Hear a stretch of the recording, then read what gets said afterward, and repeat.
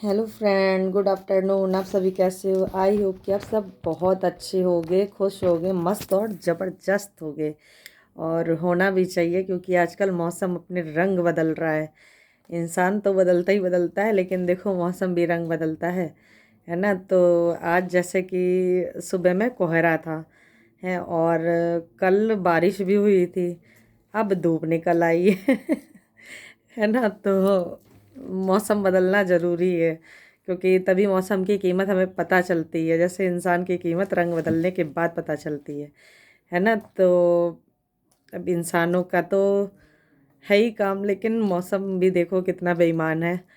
और वीडियो में मतलब क्या ही बोलूँ, मुझे तो कुछ समझ ही नहीं आता। लोग तो इतनी बुरी तरीके से, इतने मतलब गंदी तरीके से वीडियो बनाते हैं और उसे अपलोड कर देते हैं। मतलब उनके घर में मतलब ना पेरेंट्स रहते हैं बोलने के लिए, ना ही उनके हस्बैंड, ना ही अड़ोसी पड़ोसी, मोहल्ले वाले, नाते रिश्तेदार, जैसे लगता है कोई है ही नहीं।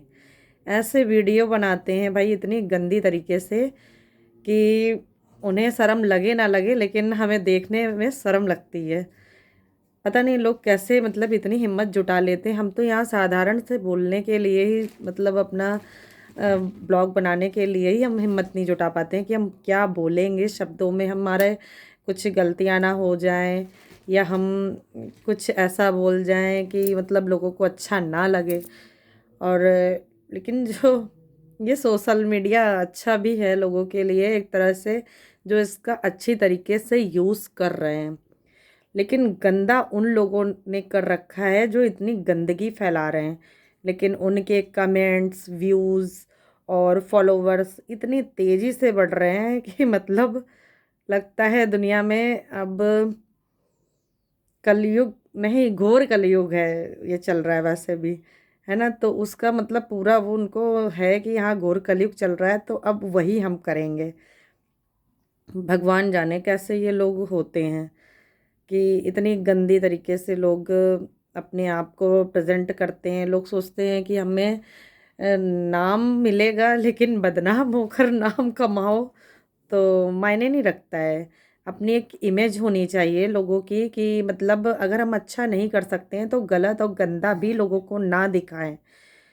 लेकिन अब क्या ही बोलें, कुछ नहीं कहा जा सकता क्योंकि ये घोर कलयुग है ना। तो भाई मैं अपनी बड़ी बेटी को लेने गई थी, स्कूल से लेकर आ गई हूँ और उसको खाना वाना अपना वो खा रही है।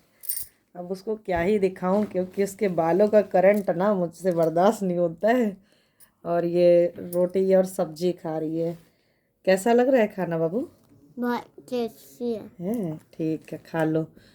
है ना, बच्चों को खाना तो डांट वाट के माँ खिला ही देती हैं, लेकिन जो पापा बिगाड़ते हैं ना बच्चों को, ये टॉफ़ी, कैंडी और बिस्किट, ये सब चीज़ें लेकर ना बच्चों का जो मतलब जवान ख़राब कर देते हैं।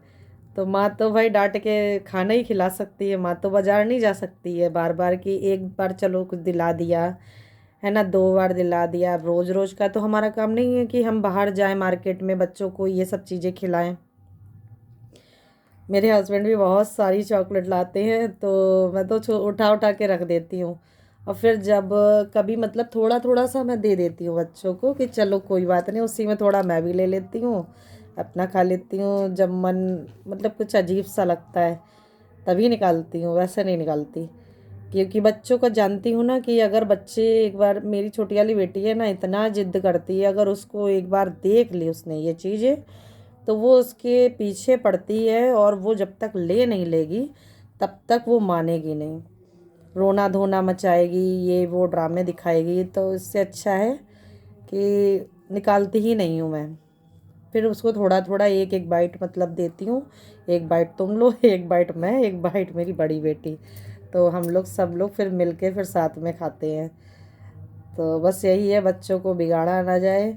बच्चों को देखो खाने से ही भला होगा, ये चट्टा मिट्ठा खाने से कुछ भी भला नहीं होता है। तो बाकी का मैं रखती हूँ। ठीक है, मैं कल दूसरा ब्लॉग बनाऊँगी और फिर कोई मुद्दा उठाऊँगी बात करने के लिए। ठीक है, टेक केयर, बाय बाय।